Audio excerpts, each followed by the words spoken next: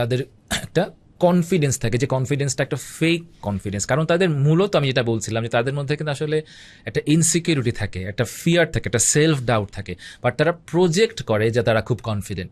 So তারা কিছু মানুষ যারা ইনসাইট থাকে না, মানে আমি যে আসলে কনফিডেন্সটা আমি ফেক করছি, এই ইনসাইটটা তাদের থাকে না।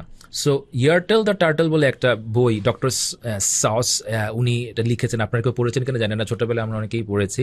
সো সেখানে একটা টার্টল থাকে যে আস্তে আস্তে উপরে উঠতে চায়, হ্যাঁ, উঠতে উঠতে উঠতে গিয়ে এমন জায়গায় সে উঠে, তারপরও তার ভালো লাগে না, এবং একটা সময় দেখা যায় যে এত বেশি উপরে উঠে গেছে যে সেখান থেকে উঠে সে পড়ে গিয়েছে, হ্যাঁ, মানে সে জাস্ট ব্যালেন্স রাখতে পারেনি, পড়ে গিয়েছে।